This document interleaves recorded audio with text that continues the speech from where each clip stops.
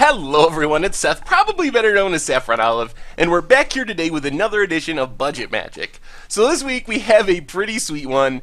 We are playing Tutelage Turbo Fog in Modern.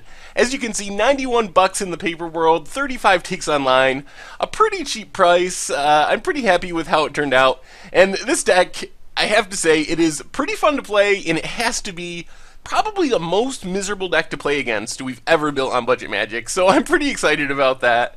Anyway, let's break it down. First off, we kind of go in order of the name. So we have Tutelage, our Sphinx's Tutelage. That is our finisher, essentially. Sphinx's Tutelage is a 3-mana blue enchantment. Says when you draw a card, target opponent puts the top 2 cards of his or her library into his or her graveyard. If they're both non-land cards that share a color, repeat the process, and then you can pay 5 in a blue to loot. You draw a card and discard a card, which of course triggers Sphinx's Tutelage. So this is how we win the game. We play a Sphinx's Tutelage, draw a bunch of cards, and our opponent gets milled to death thanks to our Sphinx's Tutelage. We also have a backup plan for winning the game, which is Elixir of Immortality. So with Elixir of Immortality, we can take and shuffle our graveyard back into our library, which means we can play through our entire deck and eventually mill our opponent out that way. It would be a very long game, but we will get there eventually with Elixir of Immortality. That said, plan A is clearly Sphinx's Tutelage. We resolve one of those, we draw cards until we win. So unlike the standard version of Sphinx's Tutelage, where you kind of make yourself draw cards, in Modern, we get to make both players draw cards, which actually works really well with the plan. So the idea of the deck, as I mentioned, is to get our opponent's library empty with Sphinx's Tutelage. Well, whenever we draw a card, our opponent has to mill at least 2 cards, and maybe more if they share a color in their non-lands. Well, we have these Howling Mine effects, which make both players draw cards, which is helping us get through our opponent's library, while also making sure our hand stays full, and triggering our Sphinx's Tutelage. So all these cards are essentially the same. We have 12 copies altogether. First off, we have the original Howling Mind, 2-mana artifact. At the beginning of each player's draw step, if Howling Mind is untapped, that player draws an additional card. So we play it. On our opponent's draw step, they will draw 2 cards, one from the Howling Mind and their natural card, and then on our draw step, we'll draw 2 cards, one for the Howling Mine, one for our normal draw step, and then, of course, we will trigger our Sphinx's Tutelage, mill some cards from our opponent, so our hand stays full, our opponent's deck is slowly getting milled out by Tutelage. Dictate of Crewfake's kind of the same thing, except it's on a 3-mana blue enchantment with Flash. The benefit of Dictate, and the text is exactly the same as Howling Mine, is we can play it on our opponent's end of turn, and that means we get to draw first. It'll trigger on our draw step before it triggers on our opponent's draw step.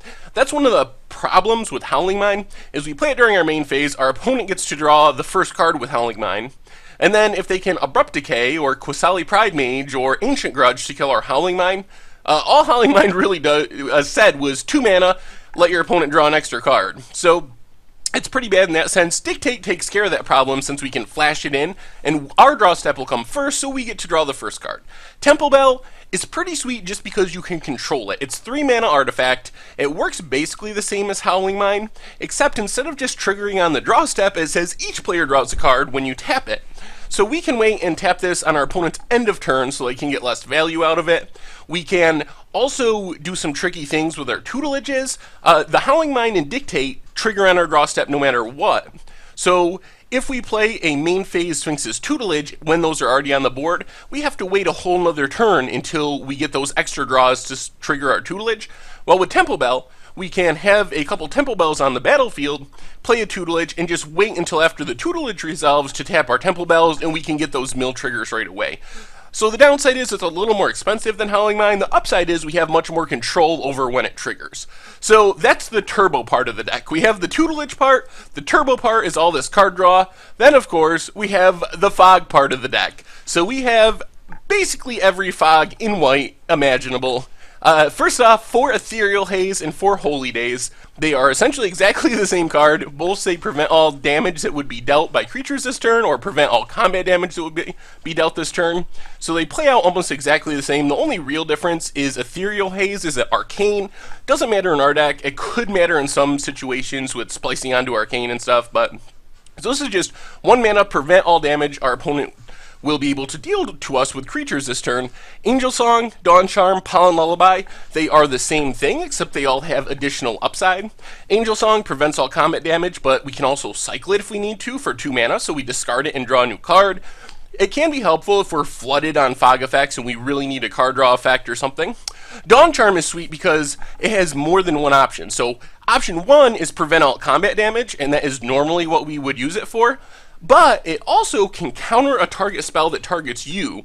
So if our opponent's plan isn't to beat us with creatures, but to draw enough lightning bolts to burn us to death, Dawn Charm actually answers that situation as well, because we can counter a lightning bolt that's headed at our face. And then we have 1 Pollen Lullaby. This one is, the upside is odd. Sometimes it's very good, other times it's not as exciting. So it's 2 mana, prevent all combat damage that would be out this turn, and then you clash, which means both players reveal the top card of their library. And if ours is more expensive, has a higher converted mana cost than our opponent's, we win the clash. And if we win the clash, all of the attacking creatures, or all of our opponent's creatures, don't untap during the next untap phase, so it can almost be a double fog if we win the clash. Whether or not we win the clash is really high variance. Our deck has pretty low converted mana cost, so it's not guaranteed by any means. And we're not really built to abuse the clash ability. So the basic idea is we play our card draw artifacts and enchantments, our Howling Mine effects, in the early turns, which means we're drawing multiple cards every turn. And that means we're going to be drawing, with 17 fogs in our deck, hopefully a fog every turn, and hopefully even more than that, so we have a stockpile of fogs in our hand. And then eventually we'll stick our tutelage, so as we're drawing these cards, we're also milling our opponent. And then every single turn, we resolve a fog effect when our opponent goes to attack us. They can't deal any combat damage to us, and over the course of time, and several fogs and all this card draw, we will mill our opponent's graveyard completely away, while we just keep casting a fog every combat phase when our opponent goes to attack us. So that's the idea of the deck. We also have 2 other cards. We have 2 Wraths in Supreme Verdict. Just destroy all creatures, can't be countered, and 1 Gideon Jura, which is actually like a really expensive fog on a Planeswalker, because the +2 makes all of our opponent's creatures attack Gideon Jura. That said, I don't think Gideon Jura is actually good enough. After playing the deck, I realized that I would rather just have another 2 mana fog, because typically, when I built the deck, I thought, oh, Gideon might be able to fog 2 or 3 times in a row.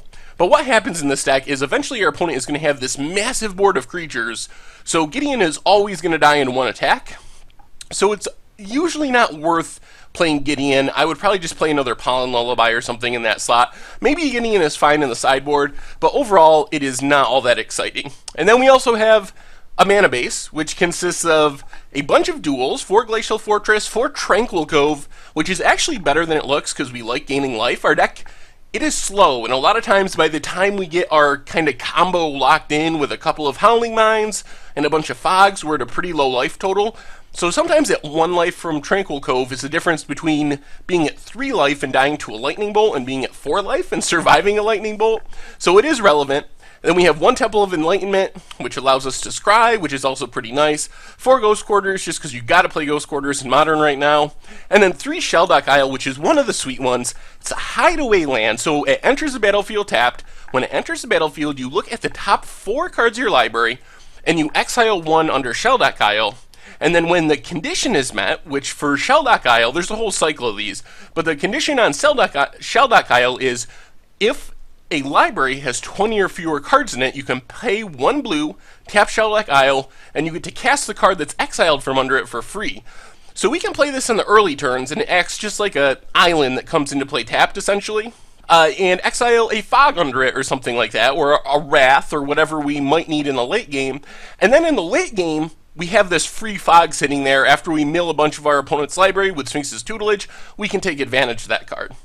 The rest of the mana base, pretty simple. 4 plains, 3 islands. So that's the mana base. Sideboard-wise, our main deck is built to be very good against creature decks. So creature decks have a very hard time beating a fog every turn.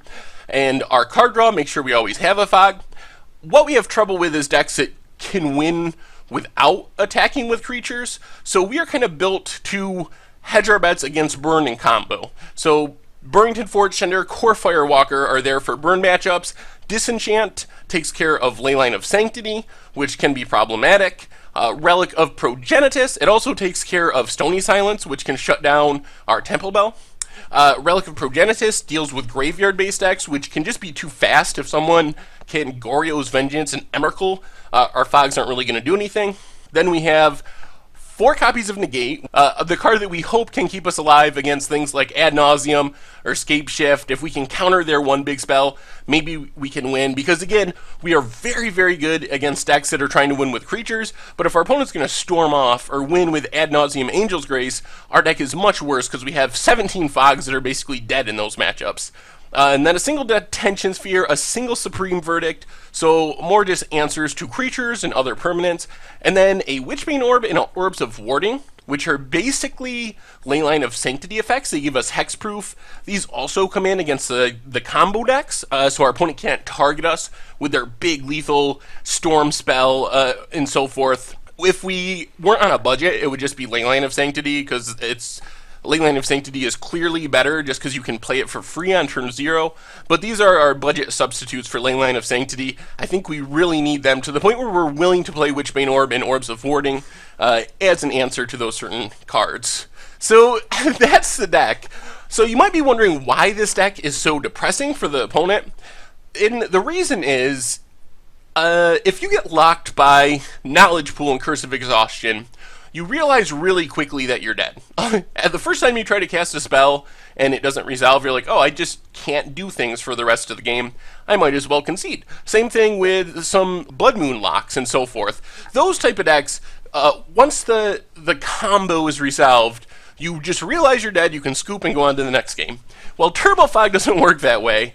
This one drains our opponent away slowly, and they always have hope, because what's going to happen is our opponent is going to get this massive board of creatures where if they can ever hit us with one attack phase and get their creatures in, they will win the game. They will have a lethal board all the time. So every turn they have to stay in the game, and they're thinking, oh, maybe this is the turn. Maybe this is a turn that our opponent didn't draw the fog effect, and if we can just get in this one hit, we win the game. And then they attack, and of course we have the fog, and they get all sad. And then the next turn they think, well, maybe they drew 3 lands off of their Howling Mines and they don't have a fog effect this turn. So they go to attacks, and of course we have the fog. So you can't really scoop against Turbo Fog. You gotta play it out and just try and hope against hope that things go your way, because it always feels like you're right on the verge of winning. Although we know, because we have a handful of fogs, that that's not true. Like, our opponent feels like they're right on the cusp of stealing the game.